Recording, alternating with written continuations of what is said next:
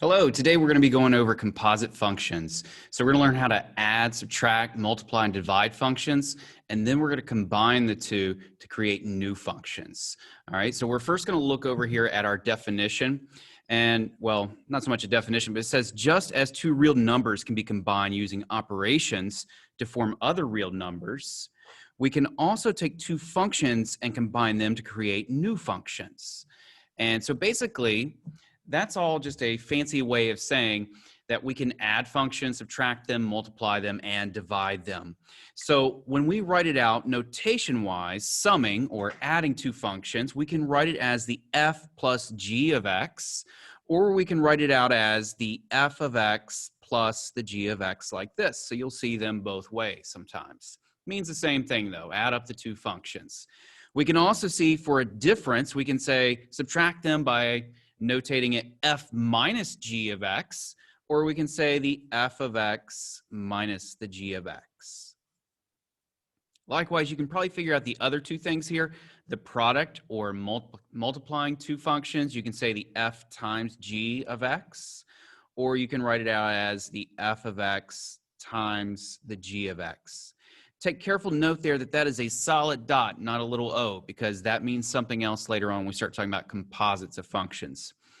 The quotient, the f divided by g of x, that's dividing functions. We can write that out as the f of x divided by the g of x. So we write it out two different ways because different texts and different examples will show it, and sometimes they'll show it written right here on the left, and sometimes they'll show it as it's written on the right. I kind of prefer what's written on the right, what I wrote down in blue here. That's just my preference, but I want to give you examples of both because you're going to see it both ways in the future, whether it be a different text or whether it be a different class or something you're looking up online. You got to be prepared for both there. Okay, let's look at a couple of examples to kind of solidify what we mean by adding, subtracting, multiplying, and dividing these functions. So suppose we've got these two right here, 2x plus 1 and x squared plus 2x minus 1. Our directions here say to find the given operations of the following functions, and notice the extra instructions there to also state the domain. So this is a good time to kind of practice what these things will look like and also to state the domain as we go along. So this first one here, what does that function look like, 2x plus 1? Start quizzing yourself on these so you start getting used to those parent functions. 2x plus 1, well, the degree is 1, so it's a linear function. And then the g of x over here with that degree of being 2 tells me it's going to be a quadratic function and will look like a parabola when we graph it. All right, let's actually switch over to Desmos. I've already got it set up here under our first example. 2x plus 1, what does it look like? Oh, it doesn't look like that. I just turned them all on, didn't I? Let's get rid of some of these. And 2x plus 1, there's our linear function there. And then the second one there is the x squared plus 2x minus 1, the g of x. And we're going to figure out these next three here and graph them in a moment. But those are the two functions that we are dealing with. And so I want to add the f of x plus the g of x here. And so I'm going to write down the f of x, and this gives me 2x plus 1. Write down the g of x. That is x squared plus 2x minus 1. And that's a plus sign in between the two. So I'm just adding the two up. So this works out to be nice. All I've got to do is combine my like terms. I've got a 2x and a 2x. That gives me 4x's. And then the plus 1 and the minus 1, well, those two, they're going to cancel out. And I'm left with x squared right here by itself. It doesn't have a buddy to be paired with, so he just comes down. And you get x squared plus 4x. That is the f of x plus the g of x there. Now, the domain here, remember with domain, our biggest thing with domain is we don't want any zeros in the denominator, and we don't want to take the square root of a negative number. Now, later on in this course, we will have cases where we've got more domain restrictions and things we've got to be careful of. But for right now, when you're concerned about domain, that's what we're looking for. And right here, we don't have any of those issues. Take a look at it again, x squared plus 4x. There's no fractions, there's no square roots in there, nothing to worry about. So our domain is going to be all real numbers. We're going to go from negative infinity out to infinity there. x squared plus 4x. Let's look at it on the graph. So on the graph, that's what it looks like. So it's just a parabola that's been shifted down. Let me turn these off and you can kind of see it. And so from right there, we can already see this thing has no issues with the domain. There's no vertical asymptotes. There's no holes in this. It's hard to see the holes on Desmos, and we'll see in an example later in this lesson, because Desmos kind of grasps right through it, because just think about it, 1 point removed from a function is so small you can't tell. But there are ways, if we know what we're looking for, we can see those. There's no issues right here. This thing has a domain of all reals. Try out the next one. You can pause the video and give it a try if you want to. We've got the f minus g of x. So the same functions as the previous one right here. And this time we're going to be subtracting them. So my f of x is 2x plus 1. My g of x is x squared plus 2x minus 1. And we are subtracting the f function from, the g function from the f function. So it's the whole g function. Make sure you wrap this in parentheses in this case. We want the minus sign right there in front of it, because if you don't put it in parentheses, too many students just subtract this x squared right here and forget we need to subtract 2x and we need to subtract a -1 also. So make sure that you distribute that -1 to each spot. That will change things up greatly. That gives us a -x squared minus 2x plus 1.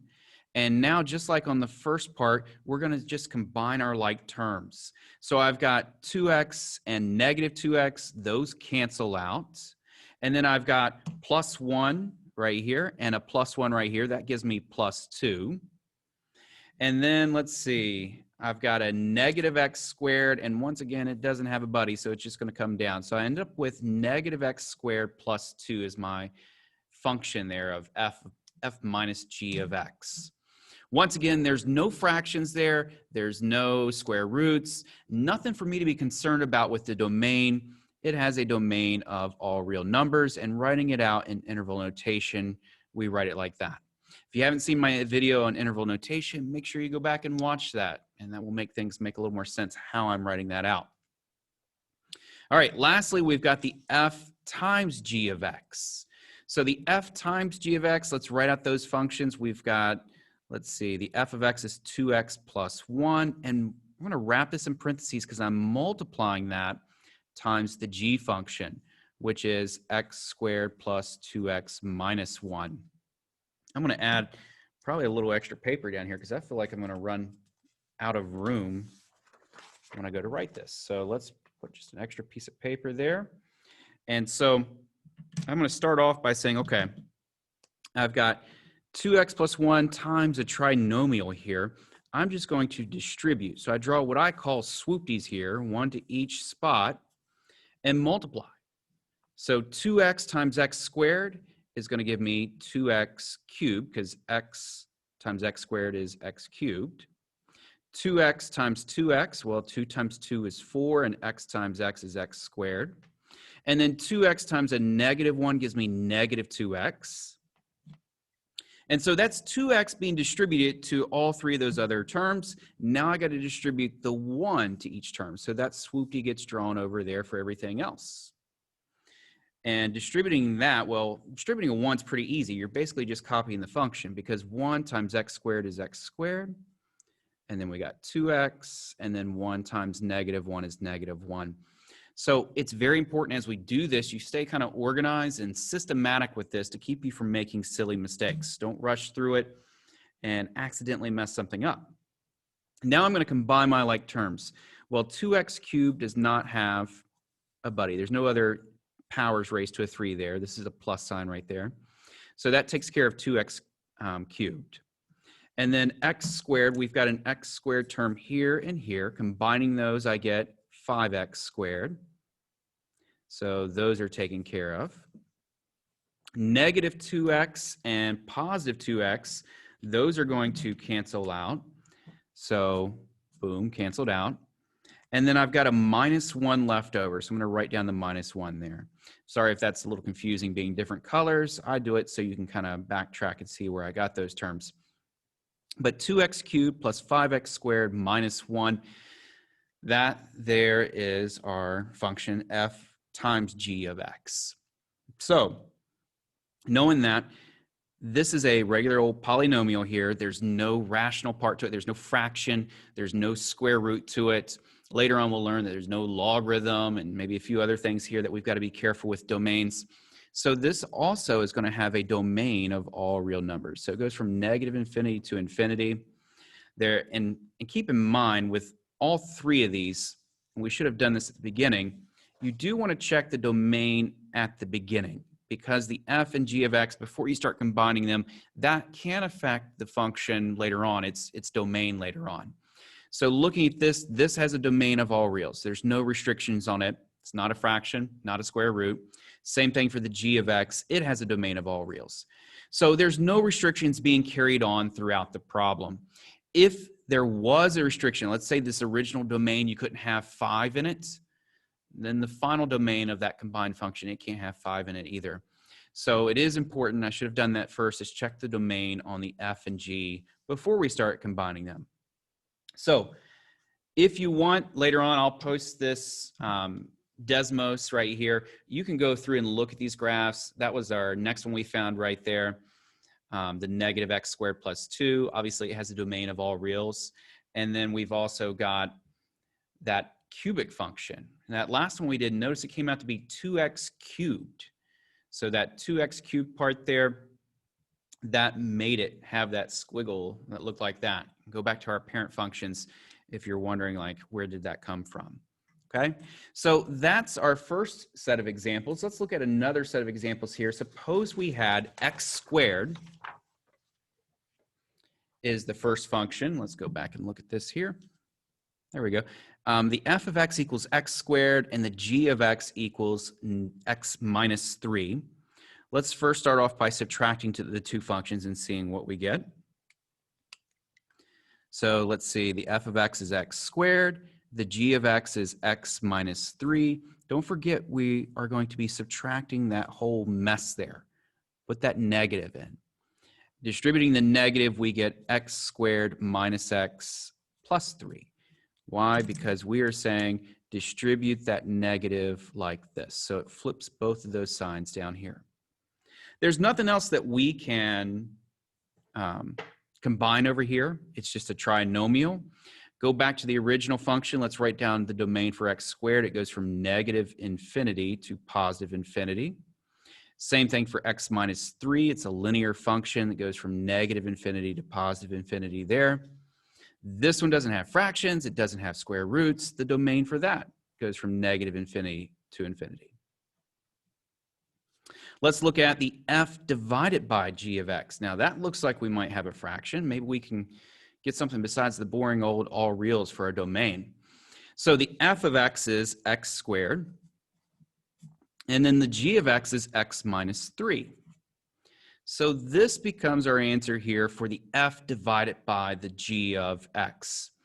And so for this one, we do have an issue because we've got a fraction. We can't have a 0 in the denominator of that fraction.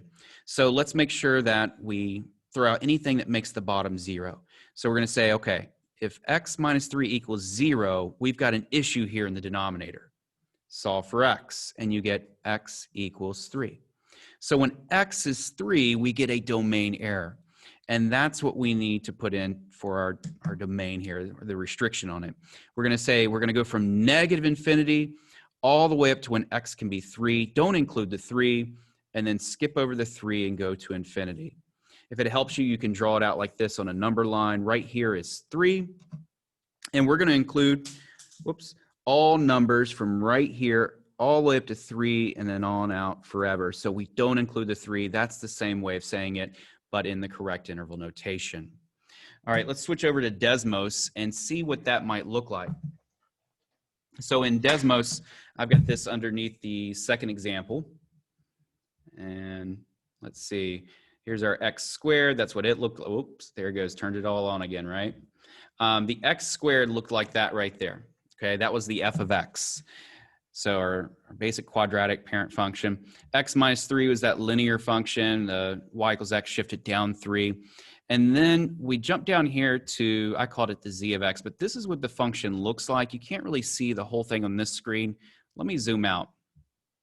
And notice, here's where our issue is over at 3. Let's see if we can find 3. I think it's going to let me trace it to 3 because it's going to drop off to the negative infinities here on the y values. But we could pop in right here and type in the z of 3 and see what we get. Oh, you know, it's not going to let me because I've already put into this Desmos here several z functions. But either way, if you put a 3 in right here, it's going to give you an error. We could do this. Let's look at what happens when x equals 3. So there's the graph of x equals 3. If it makes you happy, you can turn this into like a dashed line just by left-clicking and holding down on it. Make it a dashed line. Not a dot line. There we go, a dashed line. And now it looks like your vertical asymptote in there. That's what's going on. You have a vertical asymptote. So there is no value at 3. It's undefined there. So we have to write that into our domain. All right, let's look at the f times g of x here. So our f of x, that is x squared. And the g of x is x minus 3. So when I multiply these two, I've got x squared times x. I've got x squared times negative 3. I end up with x cubed minus 3x squared. That's the f times g of x. Its domain is all reals. Notice we don't have a fraction here like we did in the last one, so nothing to worry about with the denominator. And then we don't have any square roots or anything like that to be concerned about. All right, let's look at another 3 examples.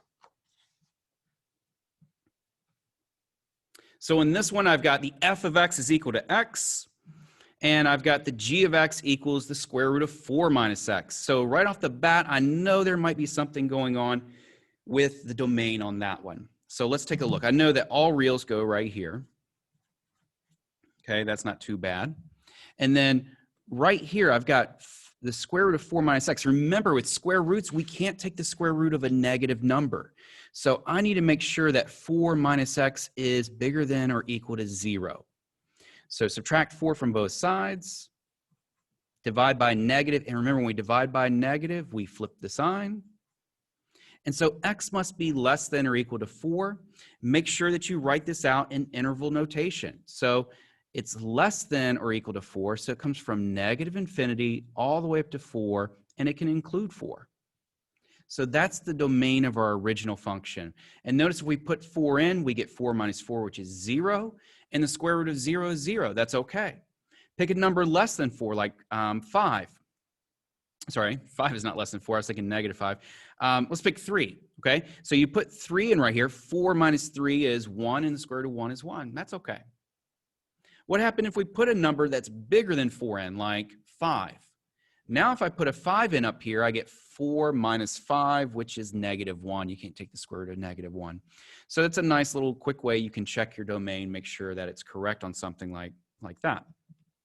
So the f plus g of x, what's that give us? Well, the f of x is just x, and the g of x is the square root of 4 minus x. And so here's our function. The only issue we have, again, is with this radical, 4 minus x, or square root of 4 minus x. And so because it's the same thing underneath the radical, it's going to be the same domain here. We're going to go from negative infinity all the way up to 4 and include 4. That's our domain. Now, this, I think, is a good one to look over at on Desmos. So let me close this up. And I've got under example 3. And let's go ahead and turn them all on so we can turn some of these off. First off, if you just look at our original g of x, let's turn these off. This is the g of x. And notice it starts right here at 4, 0, and then it's going to go to the left, all right? And so as it goes that way, it's defined. If you go anything bigger than 4 here, you're going to get an issue. Now, let's look at the next example that we came up with, which was the x plus square root of 4 minus x. That's what that graph looks like. So that one you won't be expected to graph on your own, but it is kind of a funny looking thing. But notice once again, algebraically, we correctly solve for the domain. And the domain goes from negative infinity all the way up to 4, including 4. Okay? Let's switch back. Let's complete these next two, the f times g of x. So the f times g of x, well, the f of x is x. The g of x is root 4 minus x. And that's it. Once again, we go all the way up to 4. Don't include, no, we do include the 4, right? Include the 4. Let's switch back. Look at that on Desmos. So that was our last one. This is the one we just came up with. And once again, we can see, even though it goes off the graph here, it goes off the graph like forever that way. So it includes all those negative numbers. Number 9 here, the f divided by the g of x. So f divided by g of x, I know that, let's see, our f of x is x, and we're going to divide it by the square root of 4 minus x. Now, this is a fun one, isn't it? Why is it fun when we're looking at the domain of this? Well, it's because we've got a radical and a fraction, okay? So we got to keep track with two things here. We can't have a 0 in the denominator. That's out, okay? So I know that whatever the square root of 4 minus x is, it cannot equal 0. So when does it equal 0? Well, square both sides. You get that. Add x to both sides. And if it wasn't obvious already, now that's the correct way to find it if you don't immediately see it. When x equals 4, you get a 0 in the denominator. So we can't have x equaling 4 here.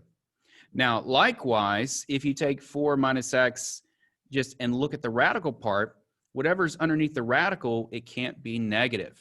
So it's okay to have a negative in the denominator, but you can't have a negative underneath that square root symbol.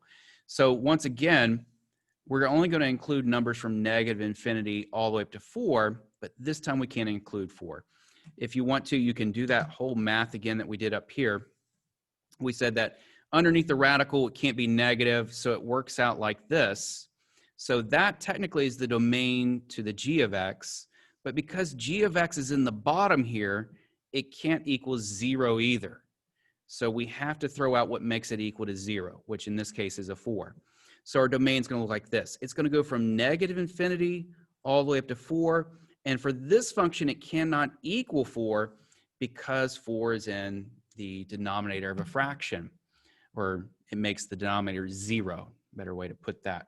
Look back at the graph of this one. So this one should look fun. Let's turn that one on. And it's kind of hard to see here. Once again, we got to zoom out on this thing, and you get a better picture of what's going on. As this thing goes this way, it shoots straight up when you get closer and closer to 4. So you have a vertical asymptote once again when x equals 4 here, or when something is making that bottom equal 0. Won't always be the case. There's a vertical asymptote there, but a lot of times with rational functions, that's what happens. Okay? So that's just combining functions using addition, subtraction, division, and multiplication. We can also combine functions, all right? And I think that's what I'm going to say for the next lesson. So if you made it this far, try out some practice problems. If you're in my class, I might have you just go ahead and roll right into the next video and watch that as well. But I'm trying to kind of keep these kind of short, concise, as much as possible without losing any detail to the math. So thanks for watching. Keep working hard, and I will see you next time.